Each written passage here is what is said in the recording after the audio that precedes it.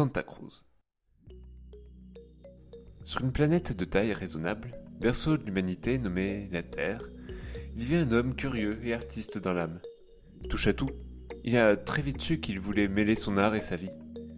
Il faisait froid en cet après-midi de 1985, mais il ne pleuvait pas, ce qui étonnait Jim, car il avait l'habitude de voir de la pluie tomber lorsque l'hiver était venu. Il décida alors de sortir se balader dans les rues de Santa Cruz. Armé de son carnet à dessin, d'une trousse et de son portefeuille qu'il portait dans son sac à dos, il était parti pour marcher plusieurs heures. Il avait l'habitude d'arpenter ces rues, il s'y était installé, il y a maintenant quelques années, juste après qu'il eut fini d'étudier les beaux-arts à Oakland. La Californie, il avait dans la peau. Il ne l'avait jamais quittée et n'en voyait pas l'intérêt. Né à San José, il avait ensuite étudié 2 ans à Oakland avant de s'installer à Santa Cruz. Dessinateur, graphiste et fan des arts de la rue, il adorait s'inspirer des paysages urbains qui l'entouraient. Culture hip-hop, culture skateboard, pendant qu'un certain Tony Hawk ou un certain LL Cool J commençaient à faire parler d'eux, Jim était encore inconnu, mais une rencontre allait alors le hisser au sommet. En tant que graphiste, il avait une petite notoriété locale qui l'avait fait rencontrer Richard, Doug et Jay, 3 skateurs qui avaient réussi à monter quelques shops en ville. 3 skateurs, on pouvait même dire 3 hommes d'affaires. Leur entreprise marchait déjà depuis une dizaine d'années et commençant à monter et désirant posséder une notoriété nationale, voire même internationale à l'avenir, ils avaient contacté Jim depuis maintenant 2 mois. Sa mission ? Leur concevoir un logo, mais pas n'importe quel logo, le logo. Le logo parfait qui pourrait bien faire décoller cette marque. Jim, étant dans le même état d'esprit qu'eux, accepta volontiers. Cependant, un mal le possédait. Un mal nouveau qu'il connaissait mal et ne croyait jamais qu'il connaîtrait, pensant que ce mal-là était réservé aux auteurs. La page blanche. Il n'en avait jamais eu peur, mais il commença à la considérer lorsque ses employeurs lui demandèrent ce logo. Il voulait un logo aussi tendance qu'intemporel. Il disait que leur marque sera pour toute génération de skateurs, mais aussi pour tout type de skateurs. Grands, petits, gros, maigres, vieux, jeunes, noirs, blancs, latinos, filles ou garçons, ils étaient très ouverts d'esprit et désiraient montrer que leur marque était universelle. Mais aussi, ils désiraient montrer avec leur logo que leur marque était audacieuse et n'aurait pas peur d'affronter les épreuves de la vie. C'était un peu le message que nos 3 entrepreneurs affichaient. Toujours aller de l'avant, tel était leur credo. Notre Jim était alors dans une période de doute. Voilà pourquoi il eut cette idée de se balader souvent en ville, s'inspirant des jeunes qu'il croiserait, des graffeurs qu'il verrait dessiner, des skaters qu'il verrait rider, des ghetto blasters qu'il entendrait s'imposer, etc. Curieux d'en découvrir plus afin de ne pas se laisser abandonner, c'est alors ce soir que tout allait changer. Au détour d'une rue, il entendit un son sifflant. Ce son venait d'une sorte de terrain vague et qui attendait qu'un joli lotissement sorte de terre. Pour être franc, il prit d'abord ce lieu pour une décharge, car on pouvait y trouver plusieurs détritus et emballages jonchés au sol. Mais ce soir, ce ne sera ni un terrain vague ni une décharge qui se dressera sous les yeux de Jim. Il entendit ce son devenir de plus en plus strident, mais il continua d'avancer, trop curieux pour ne pas aller se confesser. Se laissant embarquer dans cette aventure, il passa derrière une palissade et découvrit une cabine de police. La cabine de police britannique qu'il voyait sur les photos de vacances de sa grand-mère. Elle était faite d'un bois bleu étincelant, mais ce n'était pas normal qu'il le soit autant. On pouvait apercevoir de nombreuses flammes passer au travers des vitres. Elles venaient lécher les étoiles et offraient un spectacle incroyable. Jim en était à la fois fasciné et apeuré. Il ne savait pas quoi faire. Devait-il courir demander de l'aide afin que l'incendie ne se propage pas ? Devait-il essayer d'ouvrir la cabine afin de sauver une victime potentiellement prise au piège ? Il n'en savait absolument rien et restait figé comme bloqué par l'événement auquel il assistait. C'est alors qu'une femme, un peu plus âgée que lui physiquement, en sortit. Il l'attrapa avant qu'elle ne tombe à terre. Elle toussait, semblait affaiblie mais repoussa son sauveur. Surprise, elle lui jeta. « Personne ! Vous m'entendez bien, hein ? Personne ne prendra possession de mon Tardis. Personne !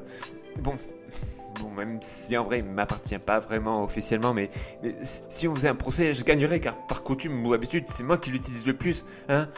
J'ai pas raison. » Jim resta bouche bée face à ses propos et ne se répondre qu'un longuet et plutôt agaçant, il faut l'avouer. L'inconnu l'attrapa d'un coup par le bras. Il ne put entendre qu'un bref. « Vous m'excusez, mais je pense avoir besoin de vous. Un petit conseil, mettez votre main ou votre manche sur votre bouche et courez. » C'est alors avec une étonnante force sortie d'on ne sait où, vu son corps plutôt frêle, que cette femme le happa à l'intérieur de la machine enflammée. Il se mit instinctivement à tousser et à mettre son écharpe sur son visage, tout en essayant tant bien que mal de continuer à suivre cette mystérieuse femme, et il remarqua avec effroi que la cabine de police était en réalité bien plus grande qu'elle ne le paraissait depuis l'extérieur. Sans lâcher la main brûlante de sa kidnappeuse, il se laissa être émerveillé. Enfin, si elle ne le tenait pas, il se serait vite arrêté pour voir cette sorte de console ressemblant à la fois à une cuisine suréquipée, comme dans les magazines, et à un tableau de bord de voiture de course. Et en plus, des appareils et des boutons de toutes les couleurs qui s'affolaient, de nombreuses flammes sortaient de toutes parts. Les écrans étaient en feu, les murs étaient en feu, la porte était en feu, ce qui expliquait pourquoi les mains de l'étrange femme étaient si chaudes. Elle s'y était brûlée. Mais où l'emmenait-elle ? Vu la chaleur, seules deux hypothèses lui vinrent en tête. L'enfer, ou le sex shop de Portola Drive, où il faut se l'avouer, notre ami Jim avait ses petites habitudes. Mais non, pas le temps de blaguer, se dit-il. C'est alors qu'ils entrèrent dans un long couloir, d'où de la fumée et encore plusieurs flamèches étaient visibles. Ils passèrent quelques portes et couloirs, et en moins d'une minute, les voilà arrivés dans une immense pièce ressemblant à une piscine municipale. « Mais c'est une piscine !»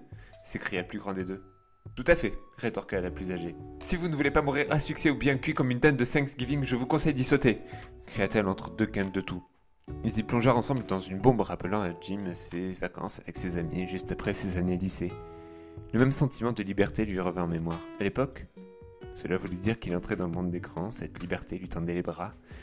Mais ici, dans cette piscine, c'était plutôt un ouf de soulagement, comme un « Waouh, j'ai survécu à ça !»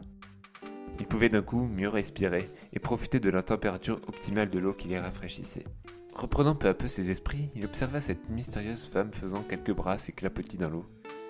On aurait dit un enfant qui n'avait jamais mis les pieds dans un bain. Un sourire immense se dessinait sur son visage. Mais qui êtes-vous ? Et où sommes-nous ?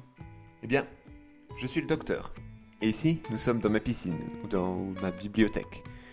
Je sais plus trop, voyez-vous. Elle s'arrêta de nager et continua. Je suis un tout nouveau moi. Enfin, vu la voix et tout le reste, une toute nouvelle moi. Excusez-moi d'avoir été un peu brusque peut-être lors de notre rencontre. Lorsque je me régénère, je redeviens un peu bestial. Quoi ? Je comprends absolument rien ce que vous dites. Vous régénérez. Oui, alors pour faire simple, je ne suis pas un être humain. Si vous voulez, on n'a qu'à dire que je suis un alien et que pour sauver une énième fois votre planète, j'ai dû décéder. Mais voyez-vous, mon espèce possède une sorte de pouvoir de guérison. Je ne meurs plus, mais je suis obligé de changer de visage et de caractère. Jim était un peu sceptique, mais vu l'événement dont il venait d'être témoin, il se laissa charmer par cette histoire. Mais alors, pourquoi êtes-vous décédé ? Et quel était le problème pour que vous en veniez à vous régénérer, c'est ça, hein ? Jim était fasciné par cette être soi-disant venue des étoiles, et sa curiosité, peut-être maladive, le poussait à en apprendre de plus en plus sur cette mystérieuse femme et sur son histoire. Oui, alors, si je me souviens bien, c'était un peu bête, je crois, mais c'était en 2012, si mes souvenirs sont bons, et il y avait ce terroriste en France, qui avait été mon ami, mais il s'est comme fait... Elle prit un ton grave et attristé. On avait soudainement pitié pour elle. Son sourire disparut, et il laissa place à des yeux abaissés. Oh non, ça me revient, c'est de ma faute. On venait d'aller voir la supernova du Grand Mouctou, et j'aurais dû y penser, mais... Il souffla profondément. Nisolus avait quitté son groupe, j'aurais dû le voir, pourquoi je l'ai pas vu ? Jim semblait très attristé par le récit de sa nouvelle amie. Dites-moi, Doc, c'est quoi, un Isolus ? Oh, un Isolus, c'est une race d'extraterrestres qui ressemble un peu à une fleur blanche. C'est la plus petite forme de vie intelligente que je connaisse. Ils naissent sous forme de spores par leur mère. Ils mettent ensuite des milliers d'années à se développer jusqu'à ce qu'ils atteignent l'âge adulte. L'Isolus est une créature d'habitude très solidaire, qui déteste la solitude. Il voyage souvent en suivant les courants solaires ou se laisse dériver suite à une supernova. Les Isolus vivent alors en famille, de plusieurs milliards d'individus se nourrissant de l'amour de leurs frères et de leurs sœurs. Les jeunes Isolus ont besoin d'émotions fortes, en particulier de l'amour, s'ils veulent survivre. Afin de passer le temps, ils peuvent utiliser leur pouvoir ionique pour jouer, en créant des mondes imaginaires par exemple. Mais les Isolus peuvent aussi, malgré eux, être des créatures dangereuses.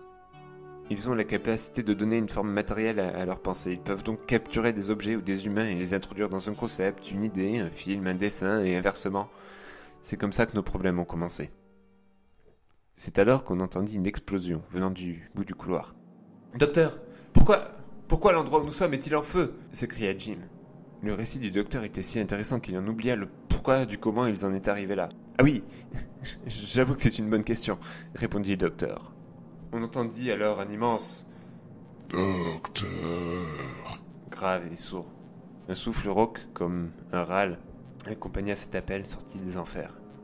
Jim avait très peur. Il essaya d'imaginer ce qui avait pu émettre ce son.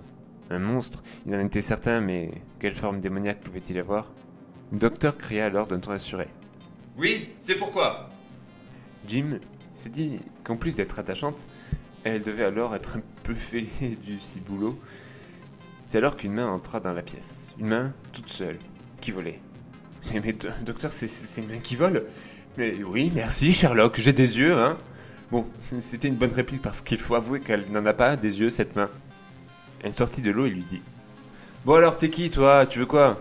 Dépêche-toi, j'ai interdit ça retaper, moi, hein ?» Le monstre se contenta de répéter « Docteur, docteur » dans un râle rappelant les tuberculeux que Jim avait pu croiser à l'hôpital de Santa Cruz. « Docteur, docteur... »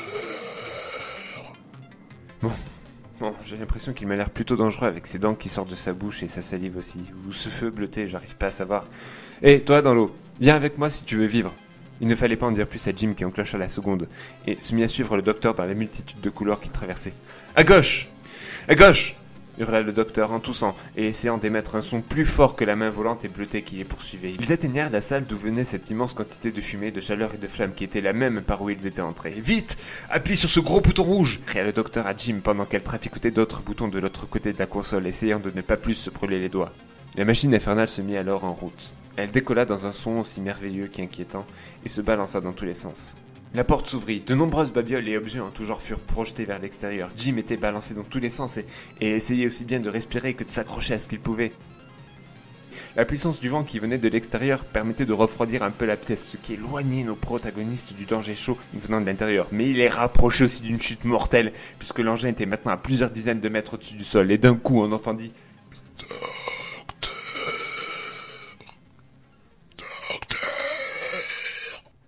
Ah non, pas encore toi !» répondit la femme, qui continuait tant bien que mal d'essayer de piloter cet engin volant. C'est alors qu'ils tombèrent en flèche, ce qui fit lever Jim de quelques centimètres du sol pour quelques secondes avant qu'il ne s'écrase au plancher du vaisseau qui venait de corriger sa chute. « On va mourir, on va mourir !» n'arrêtait pas de crier l'humain effrayé. C'est alors qu'il entendit des clapotis. Des clapotis qui faisaient à peu près le même son que les clapotis que réalisait précédemment le docteur dans la piscine. C'était la mer. Le vaisseau était alors en train de se laisser glisser sur l'eau tout en continuant d'avancer à une vitesse hautement illégale. « Vous, quel est votre nom ?» Jim se retourna tout en essayant toujours de s'accrocher à ce qu'il pouvait. « Moi, je m'appelle Jim Phillips !» répondit-il en hurlant à plein poumon pour que ses propos puissent être audibles. « Jim Phillips, sautez dans l'eau si vous voulez vivre !» hurla le docteur qui maintenant, en plus d'essayer de piloter son engin, était en train de jouer à chat perché avec les flammes et la main volante avec une bouche. Jim ne réfléchit pas et il sauta. Traversant les flammes, juste avant de finir dans l'eau, il remonta à la surface et eut juste le temps de se retourner pour voir cette étrange boîte bleue et orangée par le feu fondre dans les étoiles. Trempé, marchant dans le froid de l'hiver californien, Jim souriait. Il venait de vivre une histoire aussi incroyable que magnifique. Bien sûr, sans queue ni tête, s'il désirait la raconter à qui que ce soit, mais il s'en fichait, car c'était la sienne, et que c'était très bien ainsi. À peine rentré chez lui, il ne prit pas le temps de se sécher, de se changer ou même d'enlever ses chaussures ou son sac à dos. Il gardait tout, comme pour garder ses souvenirs intacts, et il dessina. Il dessina tellement qu'il s'endormit sur ses dessins. En se réveillant, au petit matin, à cause du froid de ses habits encore humides, il regarda sa feuille, sourit à pleines dents et sauta sur son téléphone.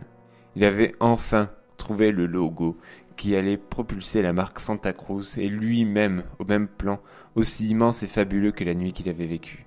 La marque Santa Cruz et Jim Phillips ont été et sont toujours des acteurs majeurs de la culture skateboard et surfing des États-Unis et du monde entier. Nous ne savons pas réellement ce qui a pu se passer en cette soirée d'hiver 1985, Mais Jim Phillips, restant mystérieux sur les origines de ce logo devenu mythique, n'a donc le droit de se dire « pourquoi pas ».